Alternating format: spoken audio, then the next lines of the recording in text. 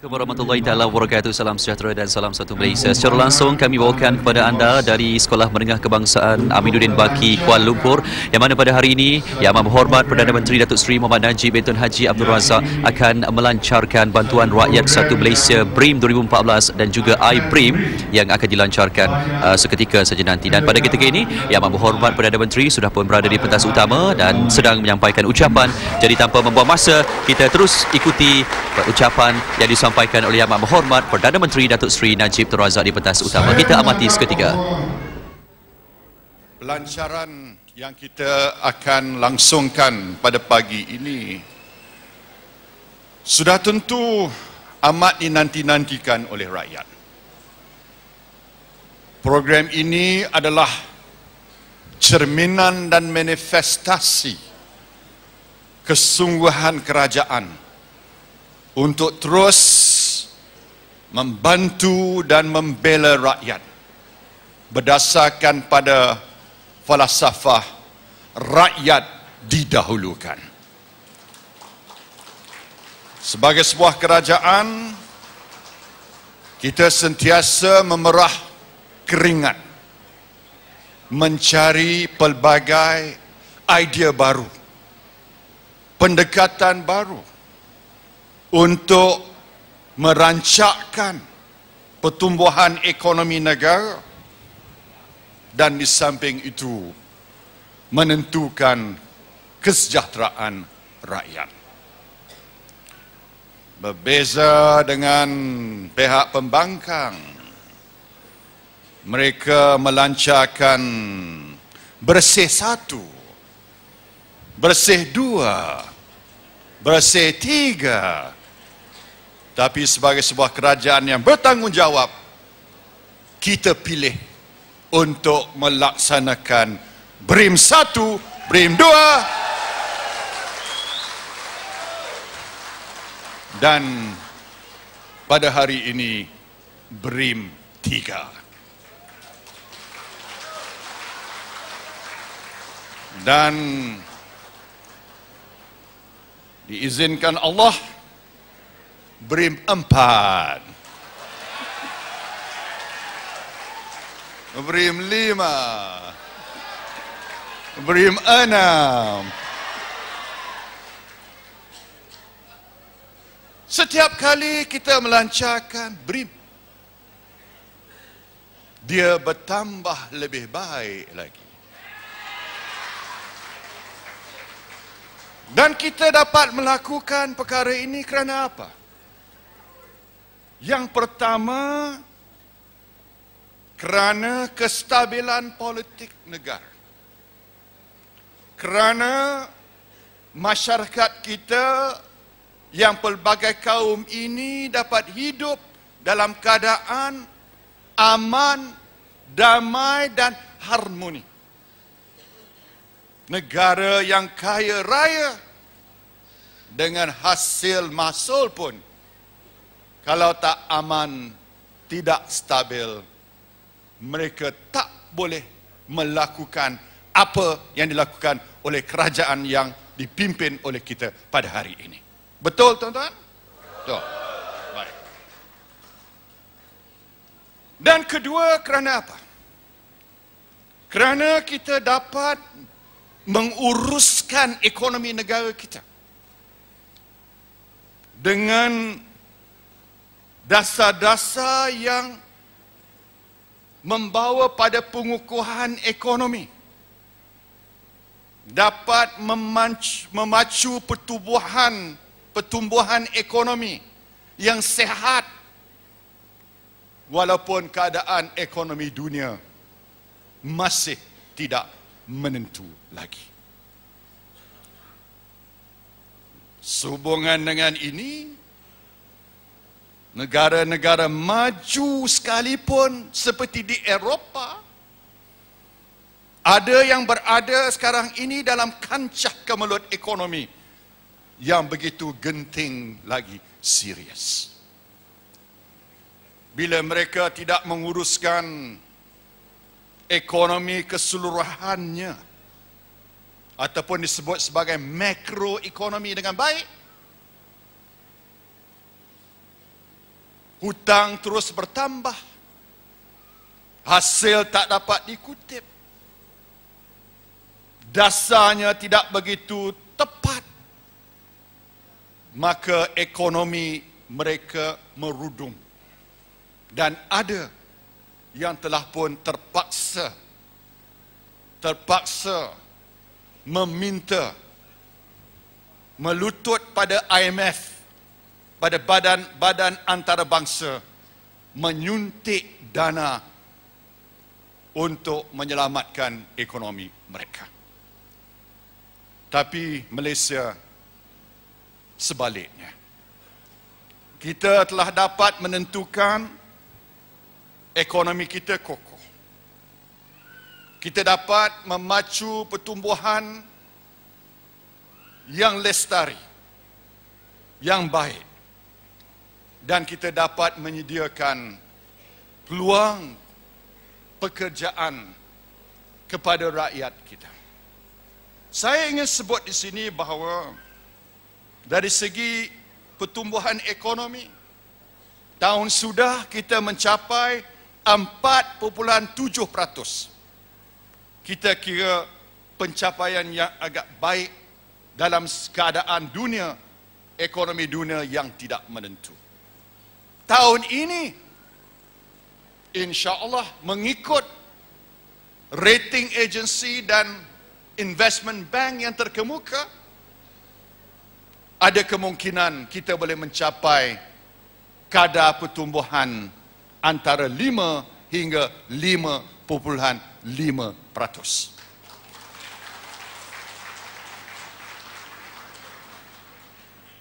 Kita telah dapat menambahkan pelaburan swasta yang mencatat 161.1 bilion ringgit pada tahun sudah, iaitu 2 kali ganda berbanding dengan pelaburan 81 bilion pada tahun 2009. Pelaburan langsung asing, kita telah berjaya mencatat pelaburan dari luar negara sebanyak 38.7 bilion ringgit, iaitu paras tertinggi sepanjang tempoh 5 tahun yang lepas. Ini semua penting untuk dihayati oleh kita. Sebab apabila keadaan keseluruhan ekonomi kita asasnya kokoh, ataupun orang putih sebut fundamentalnya kokoh, maka akan timbul rasa keyakinan. Dan bila confidence level berada di tahap yang tinggi, maka akan berlakulah kerancakan kegiatan ekonomi. Pihak swasta akan melabur, orang asing akan bawa pelaburan, dan bila ekonomi kita rancak, maka ia akan melimpah turun kepada rakyat teramai. Bila saya sebut bahawa ekonomi kita ini kokoh, saya nak jelaskan bahawa menguruskan ekonomi negara kita pada asasnya ataupun pada fundamentalnya tak banyak beza daripada kita menguruskan rumah tangga kita. Pokoknya, ataupun orang Indonesia sebut pokoknya, Pak.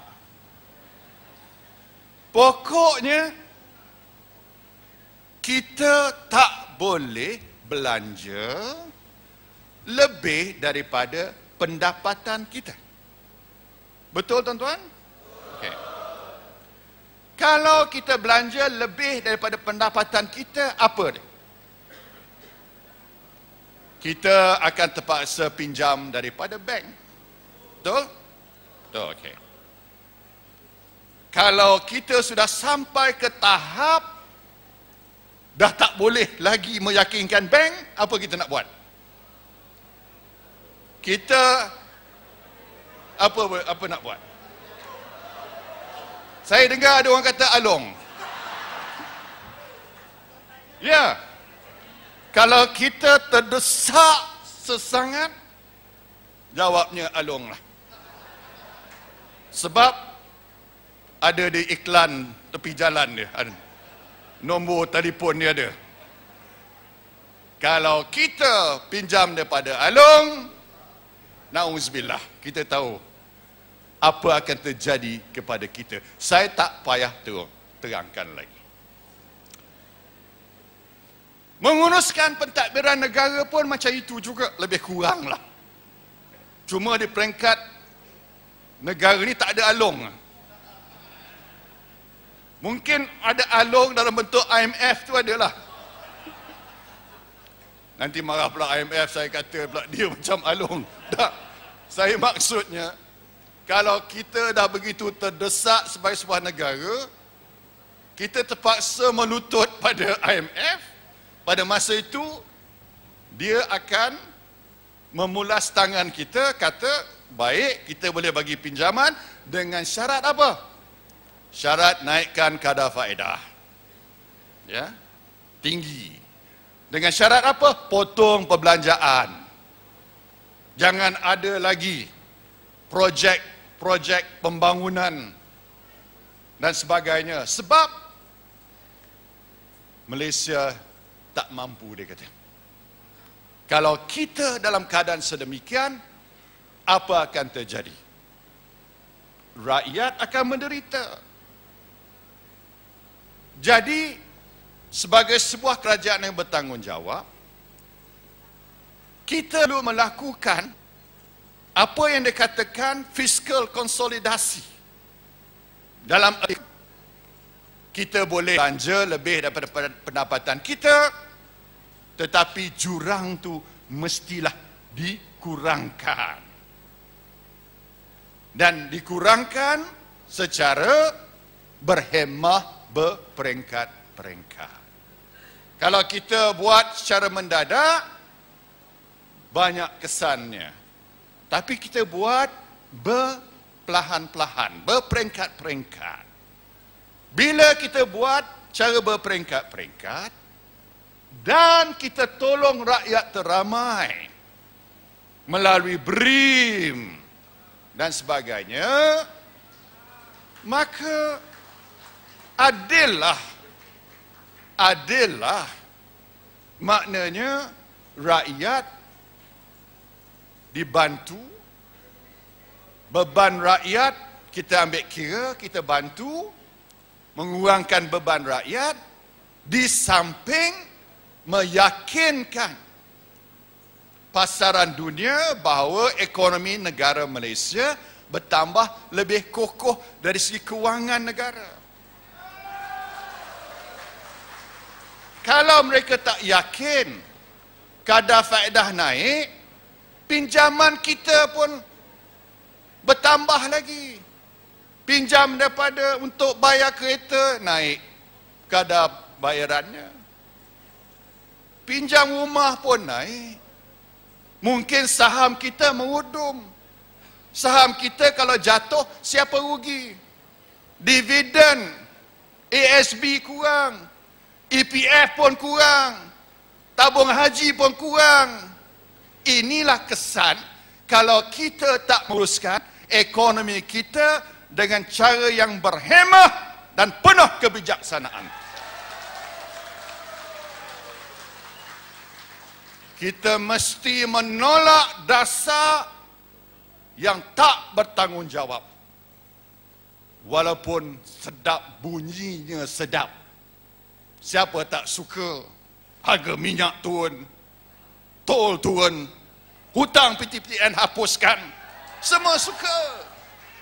Tapi kalau kesannya buruk, rakyat akan menderita. Inilah yang saya nak terangkan keseluruhannya. Jangan tertipu Jangan tertipu banyak kali. Bukan sekali, banyak kali. Dah kena tipu 16 September. Betul? Dah kena tipu pasal 40,000 Bangladesh jadi pengundi dalam pilihan raya yang lalu. Betul? Padahal cuma 12 orang Bangladesh jadi warga negara dalam masa 10 tahun. Kalau nak jadi pengundi, mesti jadi warga negara. Betul, tuan-tuan? Betul. 10 orang saja. Kalau tak percaya saya, tanya pejabat pendaftaran. 10 saja. Dia boleh dakwa 40,000 mat Bangla kita bawa masuk.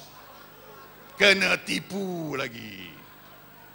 Lepas itu ada blackout masa dia kata kita tipu peti undi. Sebenarnya rakyat yang kena tipu. Lepas itu bila kalah pilihan raya kata nak jadi pensyarah. Tak jadi pensyarah lagi. Masih nak bertanding di Kajang. Jadi penipuan satu demi satu demi satu. Ini siapa boleh percaya manifesto ekonomi mereka itu janji macam-macam. Sedap dibunyi, cuma mereka hendak duduk di Putrajaya saja. Tapi kita bila diberi kepercayaan oleh rakyat, kita akan laksanakan amanah rakyat sebaik mungkin. Tuan-tuan dan puan-puan sekalian, saya nak terangkan bahawa Malaysia ni, kalau dari segi subsidi, masih banyak lagi subsidi dalam sistem kita. Dalam majlis ini saya nak sebut ya,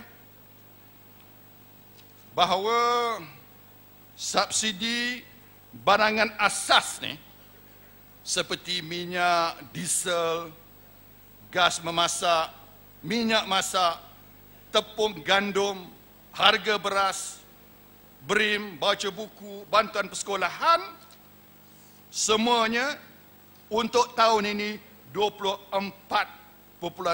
bilion kita sediakan. 24. Tepung 185 juta. Minyak masak 1 bilion. Bantuan persekolahan 540 juta. Siapa ada anak sekolah dapat RM100? Ini bantuan persekolahan. Baca buku kita bagi. Semuanya 24 bilion. Mungkin kerana kalau harga minyak naik lagi, mungkin lebih daripada ini. 24 bilion. Lepas itu, ini tak ada nelayan di sini. Sebab ini kawasan bandar. Tak ada penanaman padi sini. Tapi kerana siaran langsung ni saya nak sebut di sini. 1.9 bilion subsidi harga dan insentif hasil padi dan bantuan nelayan. Itu termasuk hasil tangkapan ikan dan sebagainya. Subsidi benih padi, insentif pengeluaran padi. Lepas itu 14 bilion lagi bantuan kebajikan, bantuan pendidikan, beasiswa, bantuan OKU, warga mas dan orang asli. Banyak kita bagi. Subsidi faedah imbuhan tambung pinjaman 1.6 bilion. Subsidi kadar elektrik 150 juta. Program bantuan pelajar sekolah 2 bilion. Bantuan warga mas 511.2 juta. Bantuan OKU 474.1 juta. Bantuan orang asli 44.3 juta. Lain-lain bantuan 1.8 bilion. NKRA low income household 320.1 juta. Semua sekali 14 bilion bantuan tambahan yang kita sediakan untuk rakyat. Dan ini tidak termasuk bantuan secara tidak langsung. Sebab Misalnya, kita pergi ke hospital, RM1 je bayar jumpa doktor. Betul tidak? Betul. Jumpa spesialis RM5. Ubat free. X-ray free. Lahir anak kelas 3 di hospital kerajaan RM26. RM26. Saya nak beritahu tuan-tuan, mana ada negara lain yang menyediakan bantuan banyak ini kepada rakyat. Banyak. Ini semua kita sediakan. Rakyat Malaysia nak yang terbaik. Nak world class. Tapi tak nak bayar kadar yang world class. Inilah jadi cabaran bagi kerajaan. Hospital kena tambah, sekolah kena tambah, jalan kena tambah, dewan kena buat. Tapi tak boleh bayar. Tak mau bayar. Jadi kita kena cari jalan bagaimana kita nak memahami keadaan ini supaya kita boleh teruskan bantuan ini di samping ekonomi negara kita ni terus berkembang. Kalau kita belanja, tak ada hasil, macam mana? Berat kedudukan kita. Macam balik pada analogi saya lah. Ini macam menguruskan rumah tangga kita. Jadi kalau kita nak uruskan rumah tangga, kita mesti tambah pendapatan kita. Kita mesti bekerja lebih kuat lagi. Ataupun kita belajar kemahiran tambahan. Barulah kita ada pendapatan lebih. Begitulah juga sebagai sebuah kerajaan. Kita kena cari sumber-sumber lain. Saya akan terangkan nanti, bukan dalam majlis ini, tapi kita ada perancangan untuk menambahkan hasil negara. Hari ini saya nak tumpu kepada soal BRIM dan juga dasar kita. Dasar rasionalisasi subsidi. Mengapa kita buat? Ini persoalannya. Mengapa kita buat? Kerana subsidi pukal. Maknanya siapa nak, tak kira pendapatan, tak kira pelancong, tak kira mat bangla, semua dapat. Jadi banyak pembaziran dan ketirisan. Saya akan sebut perkara ini. Saya nak bagi contoh ya. Kita ambil subsidi petrol RON 95. Bagi setiap liter petrol ada 63 sen subsidi 1 liter. Ya. Kalau kita ada sebuah kereta kancil, katalah, dengan kapasiti enjin bawah 1000 cc dan diandaikan membuat perjalanan sejauh 50 km sehari, boleh tahan jugalah 50 km sehari, atau 350 km seminggu. Kita akan gunakan 30 liter petrol seminggu atau 120 liter petrol sebulan.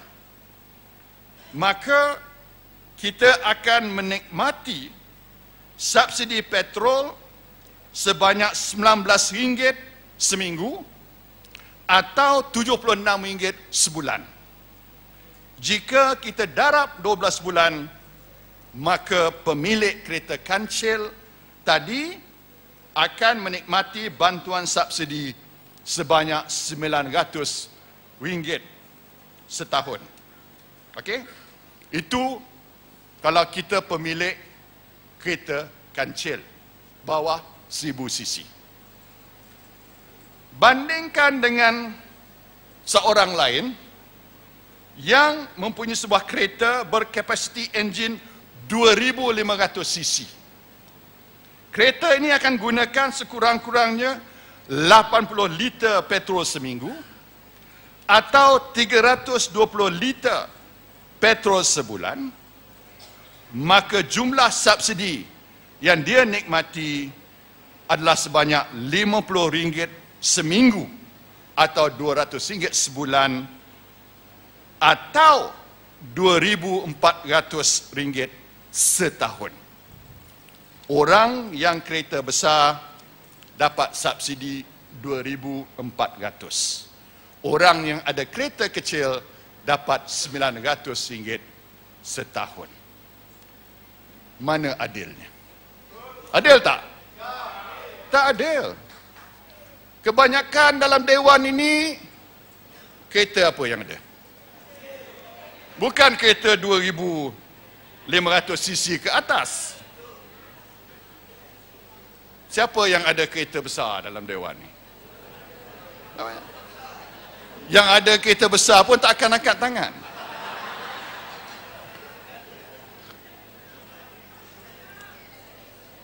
Yang mempunyai kereta besar, dia dapat subsidi RM2,400. Mana sistem yang adil? Orang kaya dapat subsidi lebih besar daripada orang yang berpendapatan rendah. Adil tidak? Tak adil.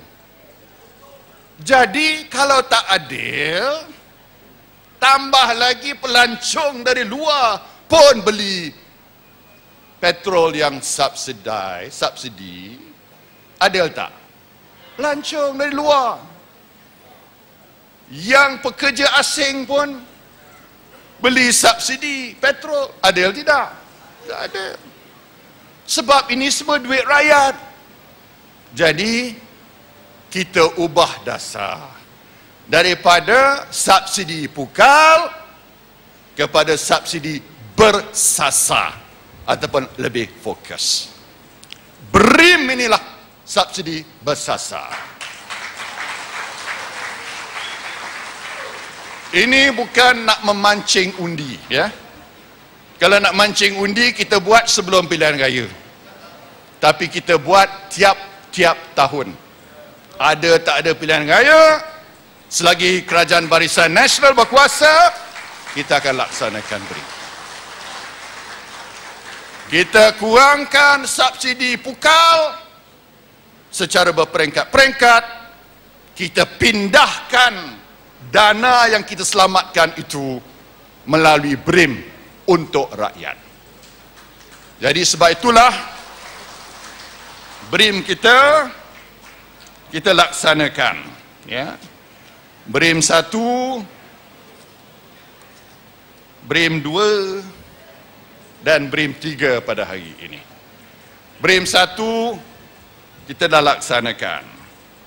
BRIM 1 kita tahu bahawa BRIM 1 kita bagi RM500 kepada mereka yang berpendapatan RM3,000 ke bawah. BRIM 2 kita lanjutkan kepada bujang. Sebab orang bujang ni pun dahlah dia belum rumah tangga lagi. Jadi kita kena bantu juga.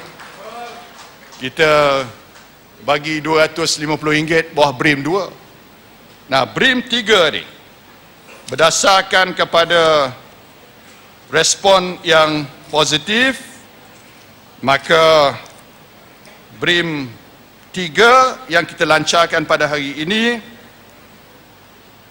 daripada mereka berpendapatan RM3,000 ke bawah, kita naikkan lagi daripada RM500 kepada RM700 sekuala. Daripada RM700 itu RM650 kita bagi sebagai wang tunai, sama ada kita masuk akaun ataupun kita serah voucher. RM50 itu sebagai insurans takaful, supaya kalau kita meninggal dunia boleh dapat RM1,000 kalau mati biasa. Tapi jangan kerana BRIM kita nak mati cepat dah. Dan kalau kita meninggal kerana aksiden dapat 30,000. Adalah juga pelindungan pada keluarga kita. BRIM. Okay. Lepas itu, yang kedua, kita peluaskan lagi. Terpaksa saya kata BRIM 1, BRIM 2 lebih baik daripada BRIM 1, BRIM 3 lebih baik daripada BRIM 2, dan barangkali BRIM 4 lebih baik daripada BRIM 3. Kita antara 3,000, 4,000 pendapatan, kita bagi RM500, termasuk takaful bernilai RM50. Dan ketiga, kita bagi insurans iBRIM yang saya telah terangkan tadi RM50.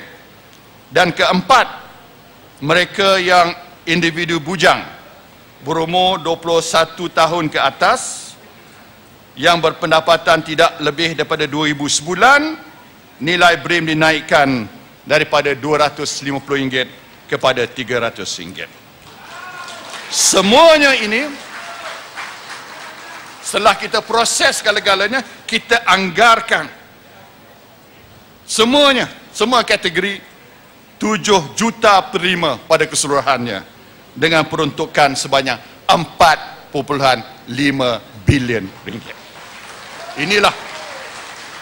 Inilah signifikannya majlis kita pada hari ini. Dan bila saya berdiri depan tuan-tuan dan puan-puan ini, sebenarnya duit dalam akaun dah mula masuk semalam. Kalau ada yang dah cek akaun, kalau tak masuk semalam, hari ini masuk. Barangkali waktu saya sedang berucap ini, ada yang beratur di mesin ATM yang sedang mengeluarkan duit BRIM-nya. Mungkin ada. Saya tak tahu kalau ada mesin ATM yang dekat sini. Yang mana yang ada akaun bank, kita masuk dalam akaun bank. Yang mana tak ada akaun, kita bagi voucher. Dan boleh terus pergi pada bank-bank berkenaan untuk dapatkan wang tunai. Inilah yang saya terangkan, kaedah barunya. Tidak mau menyusahkan rakyat. Ada orang kata elok kita bagi semua tunai. Dia akan makan masa 3 bulan nak selesaikan. Orang ni dah tak tunggu-tunggu lagi. Tak sabar-sabar lagi. Nak sekarang ni juga. Tuan-tuan nak tunggu 3 bulan ke nak sekarang? Nak sekarang. Jadi kita hantar, ada benda yang tak boleh tunggu-tunggu lagi. Termasuk BRIM. Ada yang boleh lagi, tak apa. Tapi BRIM, kerana nak bantu rakyat, kita masuk dalam akaun, lebih efisien cara ni. Dan setiap penerima BRIM sudah terima surat daripada saya bagi pihak kerajaan. Ada dah terima surat? Ada. Oh, belum lagi. Ada yang kata ya. Ada yang angkat tangan macam ni. Dia akan terima lah tu. Jangan bimbang. Orang putih kata on the way. Jadi itulah yang saya kira sebagai sebuah kerajaan, inilah tanggungjawab kita. Ada yang salah faham. Dia kata manifesto Barisan Nasional kata 1,200 BRIM. Tapi dia tak baca sepenuhnya. Kita kata dalam tempoh 5 tahun. Jadi kita naik peringkat-peringkat, ya. 500 naik 700. Mana tahu tahun depan boleh tambah lagi. Tapi komitmen kerajaan kita, janji kerajaan kita, RM1,200 dalam tempoh 5 tahun. Janji ditepati. Dan insya-Allah, ya, insya-Allah kita akan laksanakan janji kita, dan inilah dia. Saya terangkan dengan panjang lebar dasar kerajaan supaya rakyat faham. Rakyat faham bahawa apa yang kita lakukan bukan nak bebankan rakyat. Jangan pandang bila harga petrol naik 20 sen, rakyat dihukum ataupun dibebankan. Tidak. Kita nak kalih daripada subsidi yang banyak ketirisannya, sebab bukan semua orang baik. Ada orang yang seludup diesel. Betul? Ada yang kilang-kilang besar pakai diesel subsidi. Ada yang juga nelayan, patut tangkap ikan dia jual diesel. Bukan semua ada. Jadi banyak ketirisan. Kalau kita dapat selamatkan wang rakyat, kita boleh tambah lagi BRIM pada masa-masa akan datang. Inilah. Dengan cara seperti ini, pasaran dunia yakin, insya-Allah akan yakin pada pentadbiran dan pengurusan ekonomi negara kita. Dan di samping itu, rakyat akan terus terbela di bawah kerajaan Barisan Nasional kita. Terima kasih saya ucapkan. Dengan lafaz Bismillahirrahmanirrahim, saya dengan sukacitanya melancarkan bantuan rakyat 1 Malaysia 2014 dengan rasminya. Terima kasih. Assalamualaikum warahmatullahi wabarakatuh.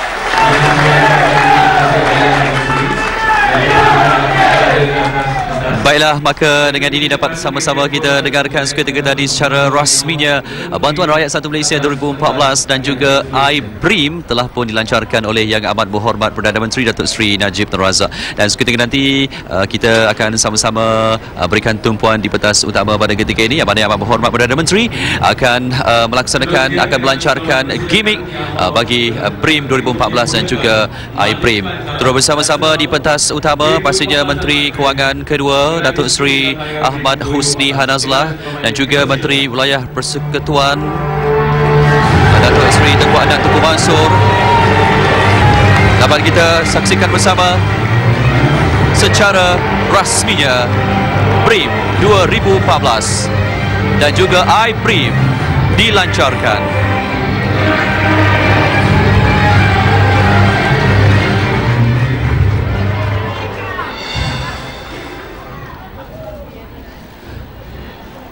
Seperti yang dikatakan oleh Amat Berhormat Perdana Menteri seketika tadi, sebelum itu kita berikan tumpuan dulu di pentas utama untuk kita sama-sama saksikan gimmicknya. 3.0 kepada isi rumah dan individu bujang akan ditambah baik.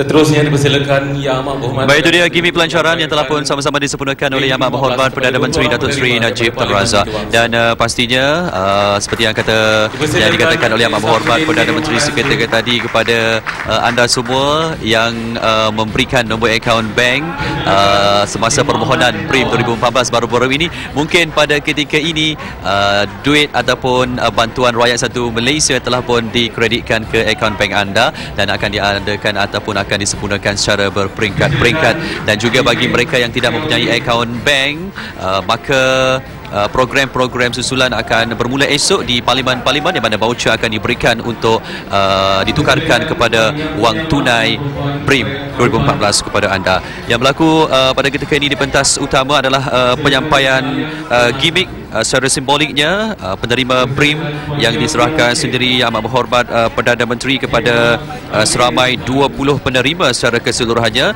Ada penerima yang menerima bantuan sebanyak RM300, ada yang menerima bantuan sebanyak RM450 dan juga ada penerima yang menerima bantuan Rakyat Satu Malaysia BRIM 2014 ini sebanyak RM650 sesuai dengan kapasiti mereka sendiri.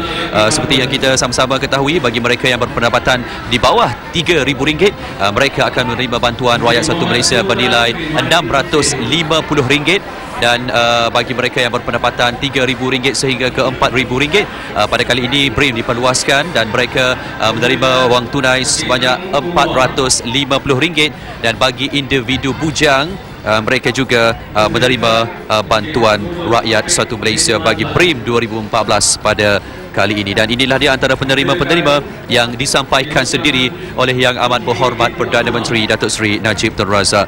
Yang pasti langkah kerajaan terbukti berkesan daripada beberapa penunjuk ekonomi yang dicatat pada tahun lalu, seperti pelaburan swasta sebanyak lebih 1 bilion yang tertinggi sejak 5 tahun yang telah pun dirungkaikan oleh Yang Amat Berhormat Perdana Menteri seketika tadi, dan juga beberapa perkara yang boleh diperkatakan adalah penunjuk keluaran dalam negara kasar KDNK negara sebanyak 4.7% pada 2013, yang mana Malaysia juga mencatat kadar inflasi rendah sebanyak 2.1% pada 2013 dan FDI pada 2013 berjumlah 38.7 bilion yang tertinggi dalam tempoh 5 tahun. Itu antara yang ditekankan oleh Yang Amat Berhormat Perdana Menteri seketika tadi dalam ucap pertama beliau. Baik, sejurus selepas Datuk Seri Najib menyampaikan bantuan Rakyat Satu Malaysia gimmick kepada 20 simbolik ini pula yang kita saksikan di pentas utama adalah penyerahan bantuan sempena dengan iBRIM, yang mana 3 penerima akan diberikan iBRIM yang bernilai saya kira lebih RM30,000 yang akan diberikan kepada waris mereka. Ini bermakna bagi penerima ataupun bagi pemohon BRIM yang terlibat dengan kemalangan yang melibatkan kematian ataupun hilang upaya kekal, maka warisnya akan diberikan insurans ini sebanyak RM30,000. Ini merupakan 3 penerima pertama iBRIM sejak ia dilancarkan pada hari ini.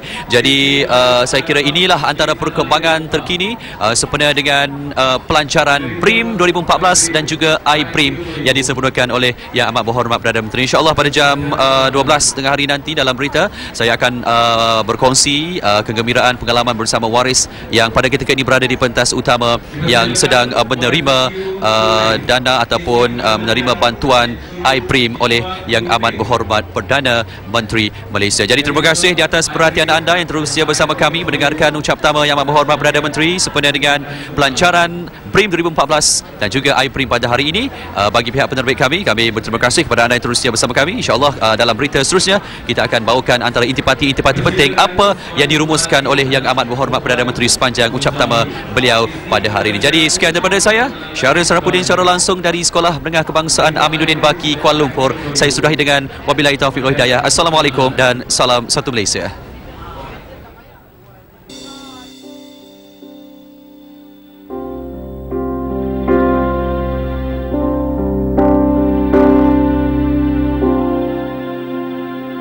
Dunia kian berubah, perubahan melingkari, melaksana hasrat hati, kejayaan terbukti. Dunia yang megah dengan misi